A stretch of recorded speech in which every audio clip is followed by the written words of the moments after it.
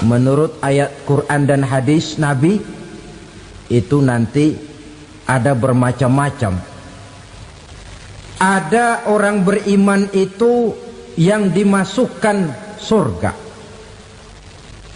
Ada orang beriman itu yang dimasukkan ke dalam surga. Ada orang beriman itu yang disebut penduduk surga. Kenapa lain-lain, Pak? Karena waktu di dunia amalannya juga lain-lain. Ada orang beriman yang masuk surga. Ini paling murah tiketnya. Mau masuk surga? Kata Nabi begini, ma min abdin qala la ilaha illallah thumma mata ala dhalik illa dakhalal jannah. Kalau seorang hamba sudah mengucap dua kalimat syahadat, dia yakin dengan kebenaran kalimat itu sampai matinya, orang itu akan masuk surga. Abi Dzar yang waktu itu diajak bicara heran, ya Rasul kok gampang betul? Iya. Walaupun orang itu mencuri, iya. Walaupun orang itu berzina, iya. Biar dia mencuri, biar dia berzina, kalau dia sudah mengucap dua kalimat syahadat, dia yakin dengan kebenaran kalimat itu sampai matinya, itu orang akan masuk surga. Jadi masuk surga cukup dua kalimat syahadat, yakin sampai mati, masuk surga. Itu perkara masuk. Tapi kalau pertanyaannya diterusin, masuknya kapan, Pak? Nah, ini lain lagi urusannya. Sebab ada yang masuknya itu langsung, ada yang mampir dulu. Di sana tempat cuma dua, kalau tidak surga, neraka. Mau ke surga tapi mampir dulu, yang mampirnya jelas di neraka. Kenapa? Dalam hadis qudsi ada riwayat, nanti itu di akhirat, setelah Allah selesai mengatur penduduk surga masuk surga, yang neraka masuk neraka, Allah berkata kepada malaikat Malik, malaikat Malik, labaik ya Allah. Itu bajingan-bajingan tengik, manusia-manusia durjana yang waktu di dunia tidak mau sujud, jauh dari ulama, gemar melakukan yang munkarat dan maksiat, hidup di tengah masyarakat selalu jadi bibit keonaran, kufur, sudah masuk neraka semua. Sudah ya Allah. Nah, kalau sudah, coba sekarang kamu masuk, Malik. Saya, iya, masuk neraka. Mau apa ya Allah? Kata Allah, akhriju minan nar man kana fi qalbihi misqala habatin min khardalin min iman. Kau masuk neraka, cari di dalam neraka orang-orang yang ada imannya walaupun kecil sebesar biji zarah, angkat mereka keluar. Masuk malaikat Malik ke neraka, cari orang yang ada imannya, korek-korek. Ya repot, udah pada gosong. Yang ada imannya diangkat ke atas, yang ada imannya diangkat ke atas, lalu dimandikan di Nahrul Hayat, namanya sungai kehidupan di akhirat nanti. Cakep lagi rupanya, bersih lagi wajahnya, apel di hadapan Allah. Kata Allah, bagaimana mas? Kapok nggak sampean? Kapok ya Allah. Nah, kalau kapok, idhab fadkhulil jannah, pergi masuk surga sana. Berangkat mereka ke surga, ketemu sama teman-temannya yang udah sampai lebih dulu, yang nggak pakai mampir lagi. Terjadi dialog. Kata teman-temannya yang udah pada nyampe duluan, mas, iya, emang baru sampai? Saya baru sampai. Memang mampir di mana dulu mas? Kita sudah lama sampai di surga. Saudara buka surah Al-Muddatsir ayat 34-35. Ma salakakum fis saqar? Kenapa kamu mampir di neraka Saqar? Qalu lam nakum minal musallin. Mereka menjawab, kami mampir di neraka Saqar mas, gara-gara dulunya kami waktu di dunia ndak pernah sholat. Ndak pernah sholat? Ndak pernah. Kan rumahnya dekat masjid. Cuma dekat doang mas. Sholat mah enggak saya. Enggak pernah ngasih makan fakir miskin, enggak pernah hadir di majelis taklim, pendeknya enggak pernah melakukan kebajikan, maka saya pun mampir di neraka sakor. Untung betul saya punya iman mas sedikit. Waktu hidup di dunia dulu saya pernah mengucap 2 kalimat syahadat, sekali-kalinya waktu mau kawin. Masya Allah. Untung saja kawin, kalau nggak kawin polos.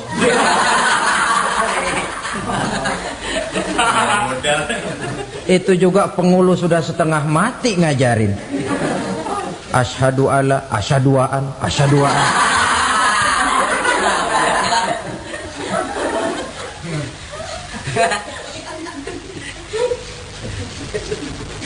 Ini namanya masuk surga, ada mampir dulu. Ada pula orang mukmin itu yang dimasukkan surga. Namanya dimasukkan kan terima beres. Saya masuk ke rumah, jalan sendiri, cari tempat sendiri. Saya dimasukkan ke dalam rumah, terima beres. Pokok ada di dalam, itu dimasukkan namanya.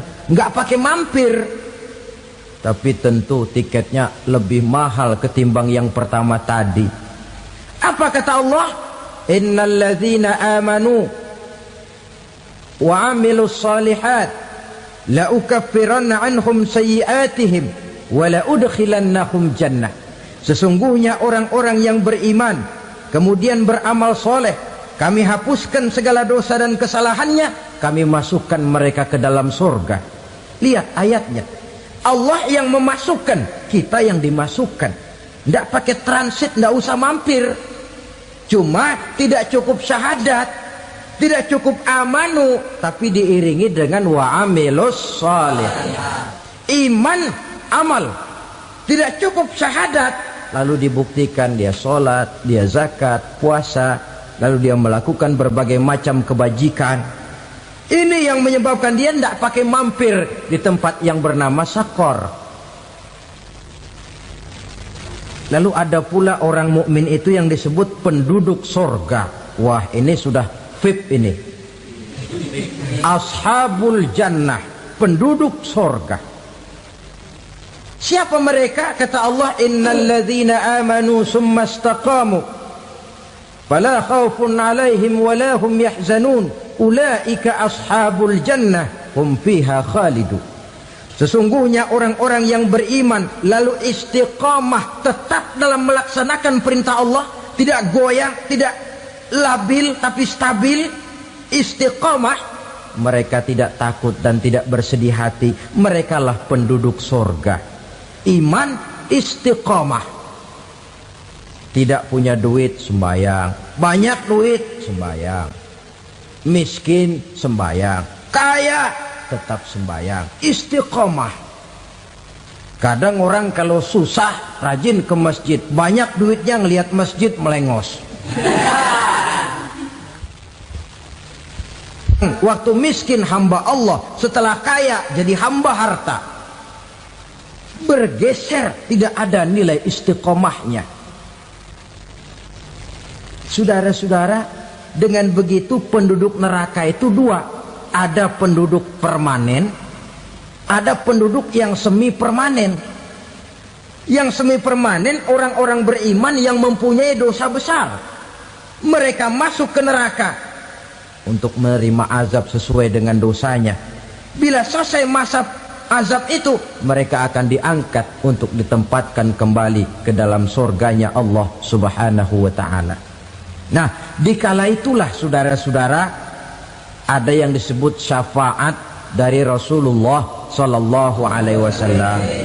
Tapi tentu jangan lupa, syafaat ini ibarat kain menambal dia. Kita punya kain bolong-bolong sedikit, syafaat yang menambal. Solat kita ada kurang dikit, sedekah kita ada campur riak dikit, amalan kita ada tidak karena Allah dikit, kita berharap syafaat. Jadi biarlah kain masih bolong-bolong, yang penting punya kain. Tapi kalau kainnya tidak ada, yang ditambal apanya? Sholat tidak, puasa tidak, zakat tidak, berharap syafaat saja. Ya, terlalu berlebihan itu. Saudara hadirin yang saya hormati, apabila selesai proses penghisaban, proses penghitungan, maka dikala itulah manusia terbagi dalam dua kelompok besar. Fariqun fil jannah wa fariqun fis sa'ir. Sekelompok orang-orang beruntung yang masuk ke dalam surga, dan sekelompok lagi masuk ke dalam neraka. Ibu-ibu, saudara-saudara kaum muslimin rahimakumullah.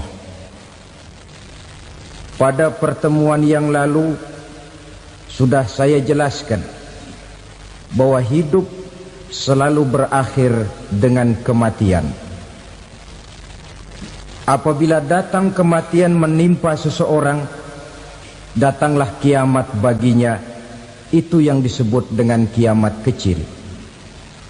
Hakikatnya mati adalah perpindahan dari kehidupan di dunia ini menuju kehidupan di alam barzakh. Menunggu kita di alam barzakh sampai datangnya saat kiamat. Entah 10 tahun, entah 100 tahun, entah 1000 tahun, hanya Allah saja yang maha tahu. Adapun orang-orang beriman yang melakukan amal kebajikan dalam kehidupan di dunia ini, masa penantian yang lama di alam barzakh buat mereka sebentar saja. Tetapi bagi orang-orang kafir yang ingkar, yang tidak beriman kepada Allah, yang hidup di dunia cuma menumpuk-numpuk dosa, tentu penantian di alam barzakh akan merupakan waktu yang sangat lama. Bukankah dalam kehidupan kita waktu itu memang relatif? Contoh misalnya, bagi pemuda-pemudi yang sedang duduk asyik memadu cinta, waktu 4-5 jam saja rasanya cuma 4-5 menit. Tenggelam oleh keasikan. Tapi buat orang yang berbaring di rumah sakit, meratap di balik-balik apa itu tembok derita kata lagu, di balik dinding-dinding penjara, sehari bagai seminggu, seminggu rasa sebulan, sebulan boleh jadi rasa setahun. Penantian yang sangat lama. Kapan kiamat itu akan datang? Ini rahasia Allah. Jangankan kita yang orang awam, baginda Nabi sendiri tidak diberitahu oleh Allah kapan kiamat itu akan terjadi. Tetapi sungguh pun demikian, banyak hadis-hadis yang menjelaskan ciri atau tanda-tanda datangnya kiamat. Nah, kalau sudah bicara soal tanda, tanda kiamat itu ada dua. Pertama yang disebut alamatus sughra, tanda-tanda kecil. Ini waktunya masih ada tenggang.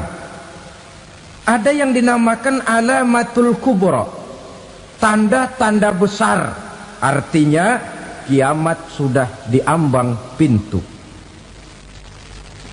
Apa tanda-tanda kecil dari datangnya hari kiamat itu?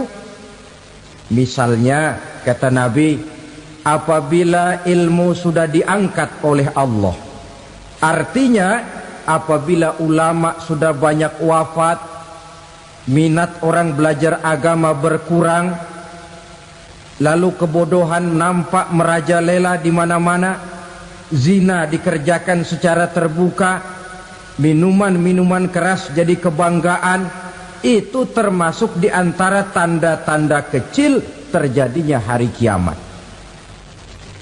Apalagi misalnya iza waladatil ammatu rabbataha, apabila budak sudah melahirkan tuan.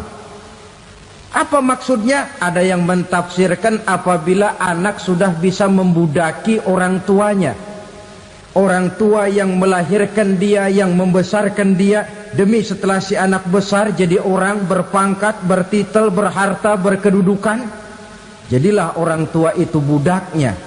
Sehingga sering dibilang kalau orang tua kaya, anak jadi raja. Tapi kalau anak yang kaya, orang tua sering jadi budak. Apalagi munculnya fitnah yang bergelombang, timbul perang antara dua bangsa yang besar, waktu berjalan terasa sangat pendek sekali. Itu merupakan tanda di antara tanda-tanda kiamat. Termasuk di dalamnya sulit membedakan mana laki, mana perempuan.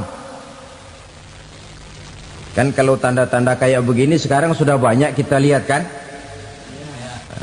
Ulama banyak wafat, penggantinya sulit. Zina dikerjakan berterang-terangan, minuman keras jadi kebanggaan. Banyak anak membudaki orang tuanya, sulit membedakan mana laki mana perempuan. Kadang-kadang dari belakang kita lihat perempuan bener, begitu kita colek nengok jenggotan.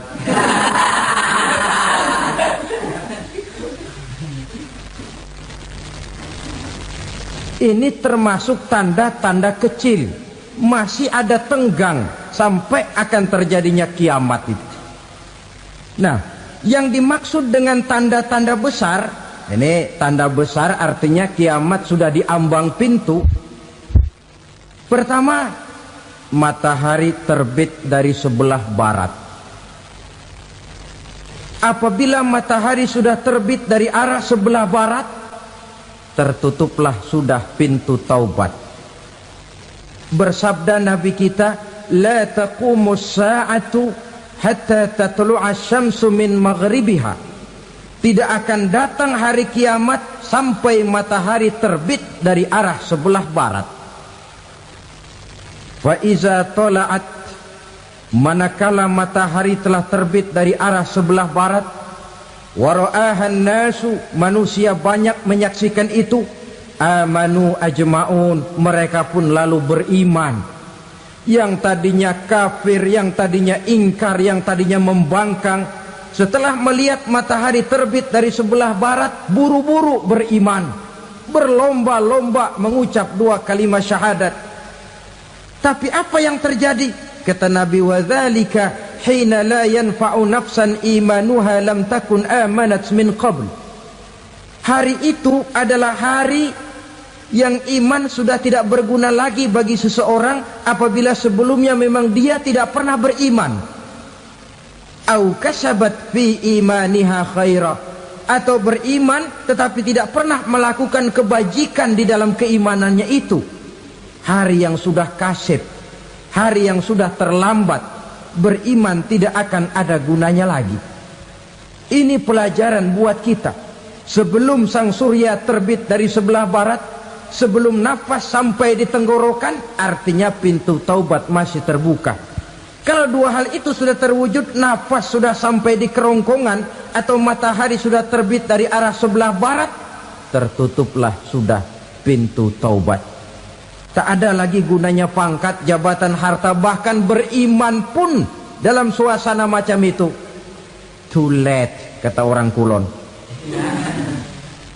Sudah terlambat. Matahari terbit dari arah sebelah barat. Itu tanda besar, artinya kiamat sudah di ambang pintu. Lalu apalagi tanda besar? Munculnya Dajjal. Dajjal artinya pendusta-pendusta yang menyesatkan manusia. Ada dua macam Dajjal, saudara. Ada Dajjal kecil. Ini Dajjal kelas teri. Kalau ini sejak zaman Rasulullah sudah ada itu. Tiap zaman ada. Di zaman Rasulullah misalnya ada yang bernama Aswad al-Unsi dari Yaman. Ada yang namanya Musailamah Al-Kazzab dari Yamamah. Ada yang namanya Ibnu Sayyad dari Madinah. Ini dajjal-dajjal di zaman Rasul. Musailamatul Kazzab memproklamirkan diri jadi nabi dia. Di zaman Rasul masih hidup. Ini dajjal zaman Nabi. Di zaman sahabat muncul dajjal-dajjal. Di zaman kita sekarang ini dajjal-dajjal pun gentayangan. Dajjal-dajjal kelas teri. Kerjanya mendustakan manusia, menyesatkan manusia, memalingkan manusia dari jalan yang benar dan diridhoi oleh Allah Subhanahu wa taala. Adapun yang merupakan tanda besar dari datangnya kiamat, dajjal-dajjal kelas kakap. Pembohong-pembohong besar yang menyesatkan masyarakat manusia berpaling dari jalan Allah mengikuti jalan mereka. Apa sih ciri dajjal itu? Kata Nabi dalam hadis Bukhari Muslim, innad dajjala, sesungguhnya yang namanya dajjal itu yakhruju, satu saat akan muncul mendekati hari kiamat. Wa inna ma'ahu ma'an, si dajjal ini membawa air. Wa naran, dan juga membawa api. Dua simbol. Di tangan yang satu dia bawa air, di tangan yang satu dia bawa api. Wa ammal ladzi yarahu an-nasu ma'an fanarun, adapun yang orang banyak lihat air, hakikatnya adalah api. Yang dilihat api, hakikatnya adalah air. Oleh sebab itu, kalau api yang ditawarkan, ambillah air. Kalau air yang ditawarkan, pilihlah api. Maksudnya apa ini? Ini bahasa simbol, saudara-saudara. Dajjal bicaranya seolah-olah untuk kepentingan manusia, menawarkan surga. Surga yang dia tawarkan hakikatnya neraka. Hai manusia, kalau kau mau bahagia, jangan dekat-dekat dengan agama. Solat itu tidak efektif dan efisien, tidak produktif dari segi ekonomi itu. Menghadiri majelis taklim cuma buang-buang waktu. Tahajud, tasbih, tahlil, baca Quran, apa itu? Pekerjaan mubazir saja. Hidup ini cuma sekali, masa yang cuma sekali, manfaatkan dengan sebaik-baiknya.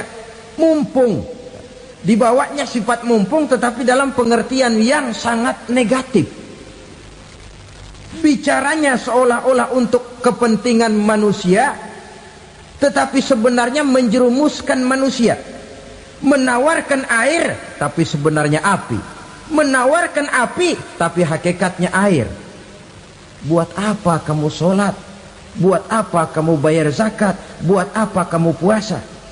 Surga yang dicanangkan Dajjal, hakikatnya neraka. Neraka yang digambarkan Dajjal, pada dasarnya adalah surga. Jadi memutarbalikan fakta itu kerjaan Dajjal. Yang hak jadi batil, yang batil dibilang hak, yang benar jadi salah, yang salah malah jadi benar. Tuntunan disuruh jadi tontonan, tontonan malah menjadi tuntunan. Itu pekerjaan Dajjal profesinya. Zamannya Nabi Adam, Dajjalnya kan iblis. Betul? Betul. Apa sih gang kerayuan iblis itu? Allah setelah menciptakan Nabi Adam kan bilang, Adam, kau dan istrimu Hawa tinggal di surga ini. Seluruh fasilitas yang ada di surga persilahkan kau nikmati. Satu yang tidak boleh, jangan coba-coba dekati pohon khuldi.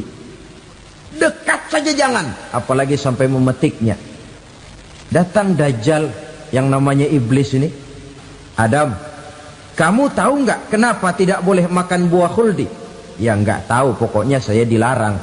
Bodoh kamu Dam. Khuldun artinya kekal. Kalau kamu makan itu buah, kau akan kekal di surga buat selamanya. Allah tidak kepengen, maka dilarang kamu makan buah khuldi. Kalau kau ingin kekal di surga Adam, makan saja. Saya bicara begini ini untuk kepentingan kamu Adam. Ini kan ciri-ciri Dajjal. Bicaranya sih seolah-olah untuk kepentingan Nabi Adam, hakikat sebenarnya menjerumuskan Nabi Adam supaya ingkar dan melanggar larangan dari Allah Subhanahu wa ta'ala. Jadi setelah muncul Dajjal, timbul kekacauan-kekacauan di masyarakat. Banyak yang terpengaruh, terpedaya dan terpesona, termasuk mereka yang memproklamirkan diri jadi nabi, mereka yang memproklamirkan diri jadi rasul di zaman sesudah Rasulullah wafat. Itu adalah Dajjal.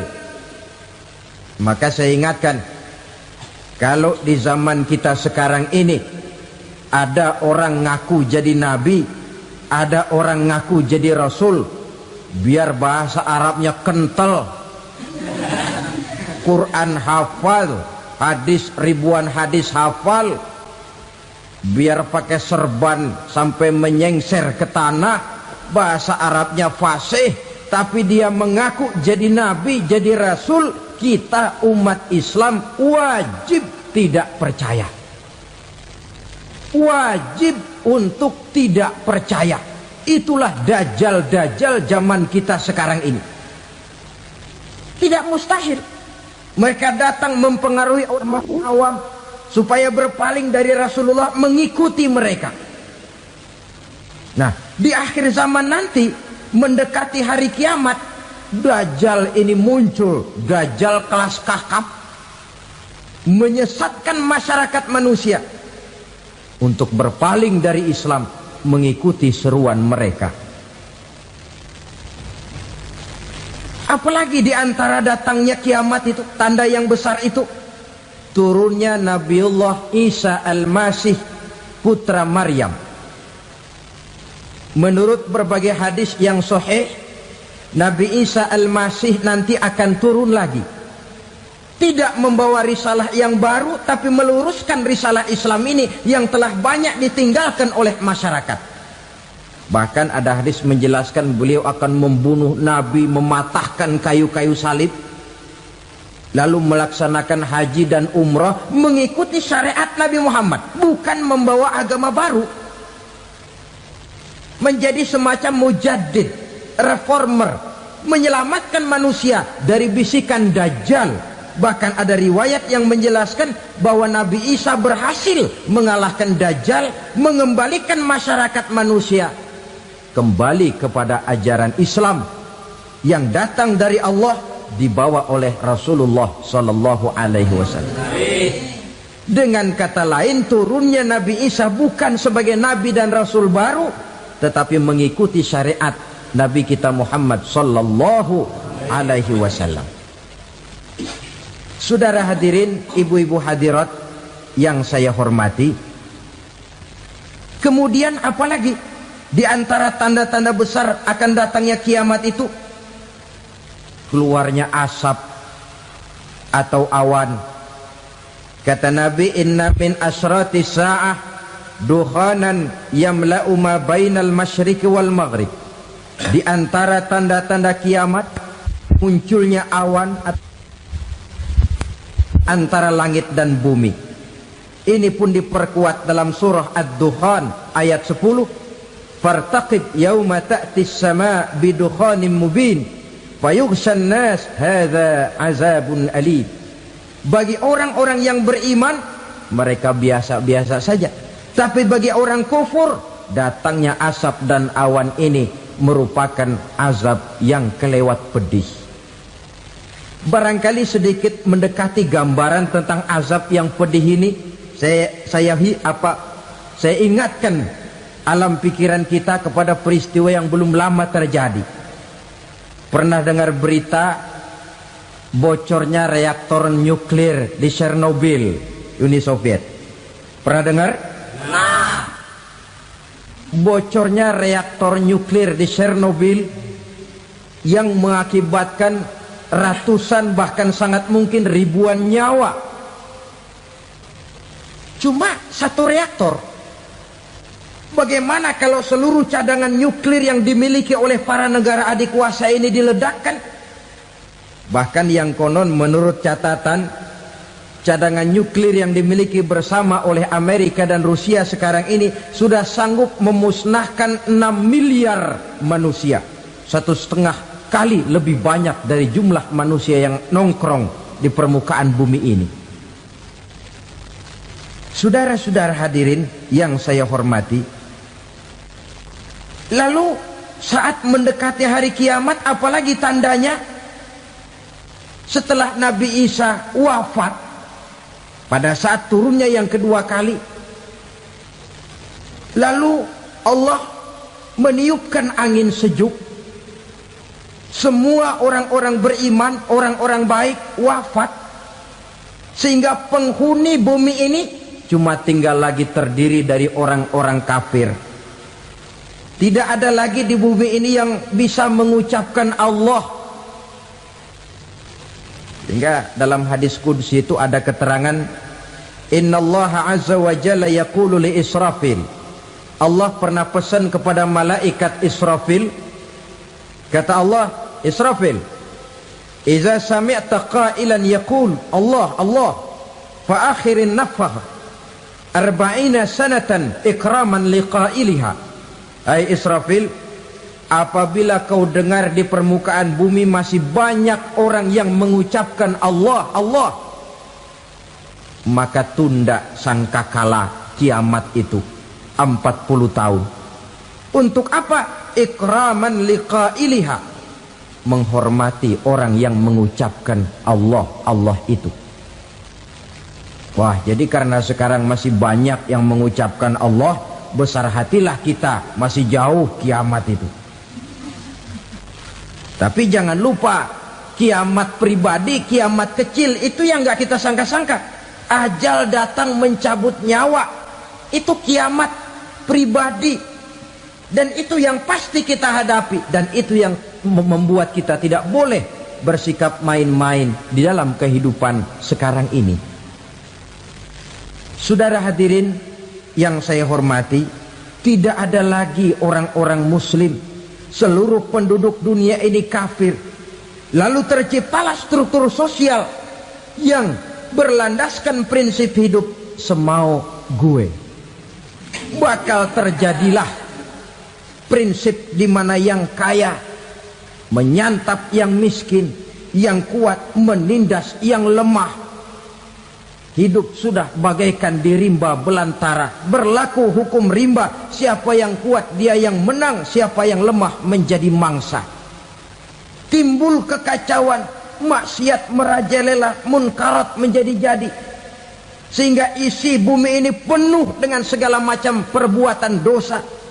Tidak ada perlunya lagi alam diperpanjang temponya. Datang saat yang sudah dijanjikan oleh Allah Azza wa Jalla, maka terjadilah yang disebut kiamat kubra, kiamat besar, kiamat ancur-ancuran. Bagaimana kejadian ini dimulai? Dalam surah Az-Zumar ayat 68, Allah Subhanahu wa taala berfirman, wa nufikha fis suri fasa'iqa man fis samawati wa man fil ardi illa man sya'allahu. Maka manakala ditiuplah sangkakala, terkejutlah seluruh yang ada di langit dan seluruh yang ada di bumi. Bila saat kiamat datang, Allah perintah malaikat Israfil, Israfil, tiup sangkakalamu. Ditiuplah sangkakala oleh malaikat Israfil. Yang akibat daripada tiupan itu, seluruh yang ada di langit, seluruh yang ada di permukaan bumi terkejut. Yang ada di langit siapa? Malaikat kan. Bayangin aja kalau malaikat kaget, apalagi kita. Terkejut seluruh makhluk yang ada di bumi, yang ada di langit mendengar suara sangkakala itu. Bunyinya tidak sanggup kita bayangkan dahsyatnya. Ledakan nuklir, ledakan neutron, belum apa-apa ketimbang bunyi sangkakala malaikat Israfil ini. Nah, lalu mendengar bunyi sangkakala ini, gemparlah makhluk, kacaulah alam. Bumi gempa, planet-planet bertabrakan, gunung meletus, air laut tumpah ke darat, angin topan bertiup, halilintar menyambar. Lalu semua yang bernama hidup mati total. Mati bareng tanpa persiapan. La haula wala quwata illa billah. Saya kadang-kadang dalam tafakur bermohon, ya Allah, mudah-mudahan saya nggak nemuin kiamat beneran. Ngeri. Tidak bisa kita bayangkan macam apa suasana seperti itu. Allah saja banyak memberikan gambaran, misalnya Al-Qari'ah, wa mal qari'ah, wa ma adraka mal qari'ah. Kejadian yang menggemparkan. Tahukah kamu apa kejadian yang menggemparkan itu? Yauma yakunun nasu kal farasil mabsus wa takunul jibalu kal ihnil manfus. Pada saat itu manusia berterbangan bagai kupu-kupu. Gunung berterbangan seperti kapas ditiup angin. Gunung saja macam kapas, konon lagi manusia. Kematian total, mulai semut sampai gajah mati, jin mati, iblis mati, malaikat mati. Malaikat saja mati. Saudara hadirin yang saya hormati, kematian total yang tanpa persiapan. Orang bilang, Pak, kalau mati bareng begitu yang repot malaikat maut dong ya. Cabut sana, cabut sini. Itu kalau menurut logika kita, mestinya begitu menurut logika. Tapi logika juga yang nggak perlu serepot itu. Sebab untuk mematikan listrik di wilayah DKI, di wilayah Jakarta, nggak perlu tiap rumah didatengin matiin, ya lama. Cukup dari kantor pusatnya saja PLN tekan satu tombol, gelaplah seluruh Jakarta. Saudara hadirin yang saya hormati, kematian total. Lalu setelah kematian total, planet-planet juga mati, dalam arti tidak bergerak dan beredar. Angin mati, dalam arti tidak bertiup. Air mati, dalam arti tidak ada riak gelombang. Pokoknya semua mati. Kullu nafsin za'iqatul maut. Semua yang bernafas mati. Dalam ayat lain, kullu man 'alaiha fan. Semua yang ada di permukaan bumi fana. Yang kekal cuma Allah Subhanahu wa ta'ala. Yang paling belakang mati malaikat maut dan malaikat Israfil. Tapi mati juga sesuai dengan janji Allah. 10 lamanya. Tidak dijelaskan oleh Abi Hurairah 40 jam, apa 40 hari, apa 40 tahun. Hadis-hadis cuma menyebutkan 40 saja. Sunyi alam, yang tinggal cuma Allah saja lagi. Ketika itu Allah berseru-seru, katanya, limanil mulkul yauma. Siapa para penguasa hari ini? Mana itu raja-raja dan penguasa yang dulu mengaku jadi Tuhan? Fir'aun. Mana Fir'aun sekarang? Yang dulu jadi raja, merasa berhasil, sombong, lalu tidak mau turun-turun dari kekuasaannya, sampai kepada puncak kekurang ajarannya mengangkat diri jadi Tuhan. Mana itu Fir'aun? Namrus. Mana sekarang Namrus? La ilaha illa ana. Ternyata tidak ada Tuhan lain selain daripada aku, kata Allah. Proses kemudian, saudara-saudara, turunlah hujan dari langit. 40 lamanya hujan itu. Tidak jelas juga 40 jam apa 40 hari. Setelah air turun membasahi, datanglah tiupan sangkakala yang kedua. Semua yang bernama mati bangkit dari kuburnya masing-masing. Ini yang disebut Yaumul Ba'thi, hari kebangkitan. Allahu Akbar. Pada saat kita bangkit dari kubur kita masing-masing, kumpul di padang mahsyar namanya. Bayangin aja, saya sendiri nggak sanggup bayangin. Manusia sejak zaman Adam sampai zaman kiamat kumpul bareng di tempat sama. Berapa banyaknya itu?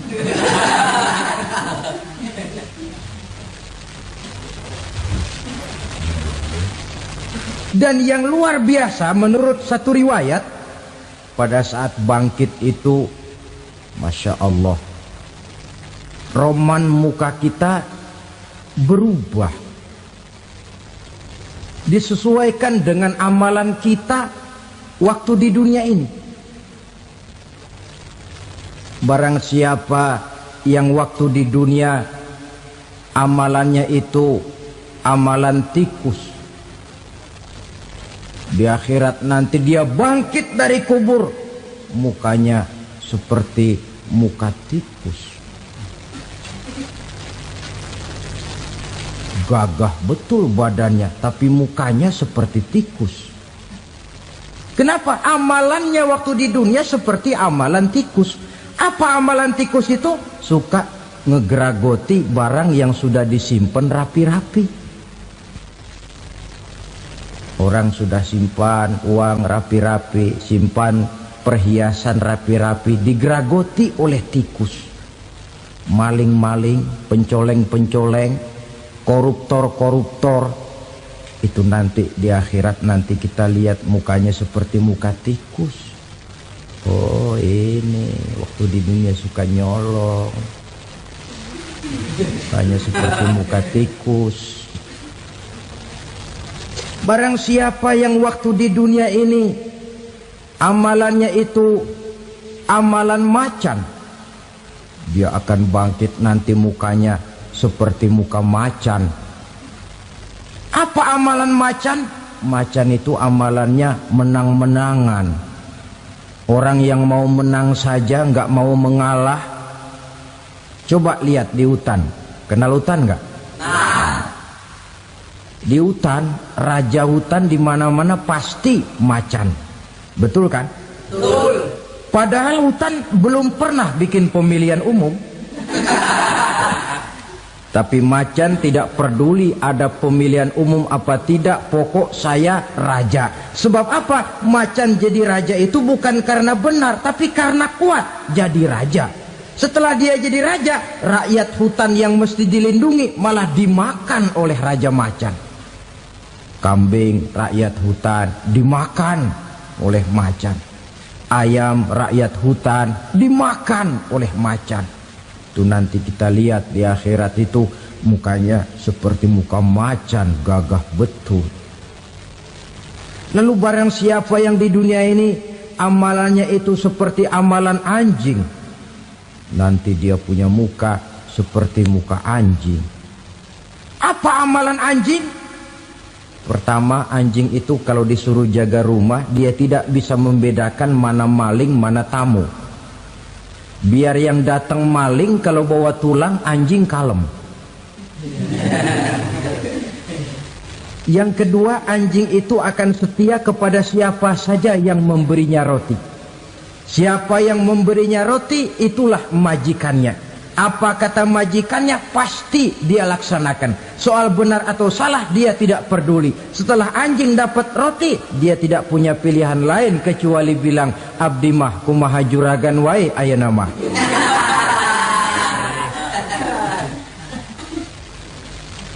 Saudara hadirin yang saya hormati, berkumpul di padang mahsyar, tiap orang sibuk dengan persoalannya masing-masing. Matahari waktu itu didekatkan oleh Allah, panas luar biasa. Ada yang saking panasnya itu mencucurkan peluh keringat sampai sebatas mata kakinya. Ada yang keringatnya sampai sedengkulnya, ada yang keringatnya sampai sepusatnya, ada yang keringatnya mengalir sampai sebahunya, ada yang kelelap oleh keringatnya sendiri, sementara orang di sampingnya nggak apa-apa. Bergantung lagi amalan dia waktu di dunia ini. Saudara-saudara, sebagian orang dalam kepanikan padang mahsyar berombong-rombong datang mereka menghadap Nabi Adam. Ya Adam, anta abal bashar. Hai Adam, Tuhan adalah bapak moyang manusia. Kami sebentar lagi akan disidang, dimintakan pertanggungan jawab. Tolonglah kami, hai Adam. Kata Nabi Adam, jangankan nolongin sampean, saya sendiri tanggung jawab di hadapan Allah. Ketika dulu tidak boleh makan khuldi, saya serobot. Sudahlah, urus diri masing-masing saja, nafsi. Begitu kata Nabi Nuh, begitu kata Nabi Ibrahim. Tiap orang bertanggung jawab sendiri-sendiri. Ketika itulah saudara-saudara, nikmatnya menjadi umat Nabi besar Muhammad sallallahu alaihi wasallam. Sebab apa? Walaupun menurut abjad kita ini umat paling belakang, paling belakang kita ini toh, karena Nabi Muhammad adalah Nabi akhir, tapi akan dihisap lebih dulu, lewat di atas sirat lebih dulu, masuk surga lebih dahulu ketimbang umat-umat belakangan. Ketika Rasul mendekati ajal, beliau tanyakan itu kepada malaikat Jibril. Malaikat Jibril berkata, Muhammad jangan khawatir, Allah sudah berjanji, inni haramtul jannata ala sairil anbiya hatta tadkhulaha anta, wa haramtuha ala sairil umami hatta tadkhulaha ummatuka. Surga aku haramkan buat seluruh nabi kecuali kalau engkau Muhammad sudah masuk ke dalamnya, dan surga aku haramkan buat seluruh umat kecuali kalau umatmu Muhammad sudah masuk ke dalamnya. Logikanya, walaupun menurut abjad kita umat paling belakang, bakal dihisap paling dulu, lewat di atas sirat paling dulu, masuk surga paling dulu, kalau mampir ke neraka juga paling dulu. Ya resiko. Jangan mau enaknya aja paling dulu. Saudara hadirin yang saya hormati, setelah masa kebangkitan itu jangan dikira begitu bangkit langsung diperiksa.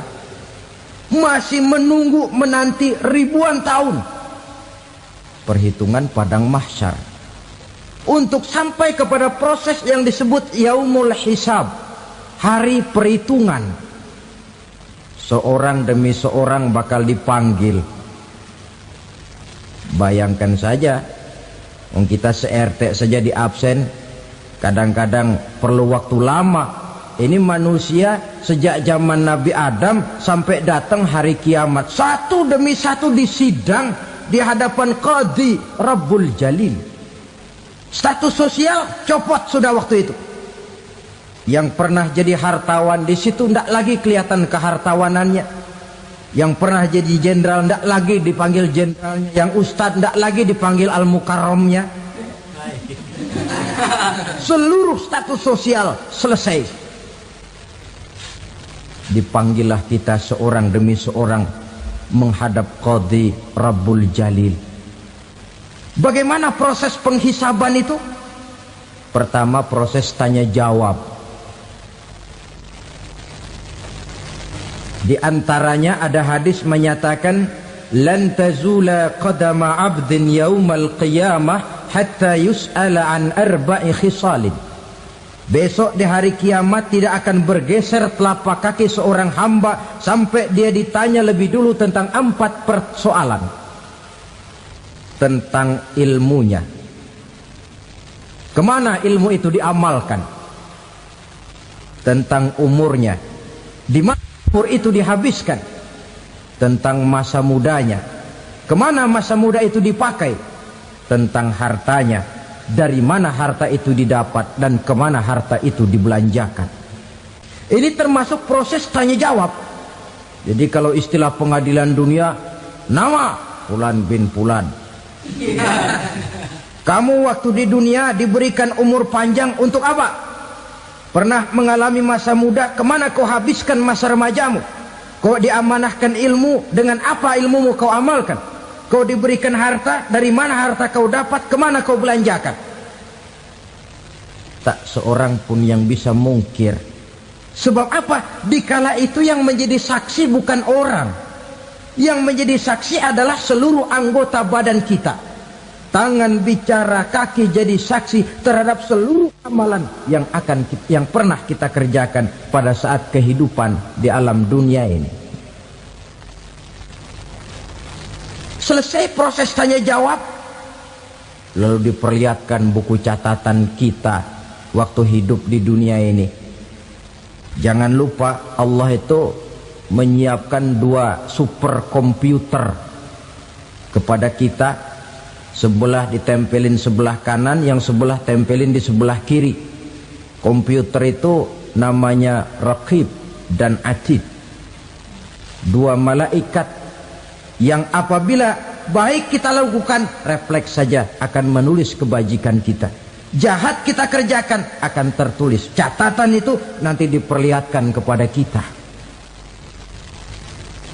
Waduh, alangkah malunya pada saat diperlihatkan catatan kita, buku rapot kita merah melulu. Barangkali diperiksa sambil diomelin, brengsek lo. Buku merah melulu begini, bagaimana waktu hidup di dunia? Tidak cukup diperlihatkan buku catatan kehidupan, rekaman kehidupan. Rekaman kehidupan kita secara utuh sejak terlahir sampai ajal datang merenggut nyawa. Barangkali mirip dengan video sekarang ini, di mana terekam dengan baik seluruh kegiatan kita, sejak yang sekecil-kecilnya sampai kepada yang sebesar-besarnya. Untuk kemudian kita pun menerima balasan. In khairan fa khairun wa in syarran fa syarrun. Kalau baik ya baik balasannya, kalau jahat ya jahat juga balasannya.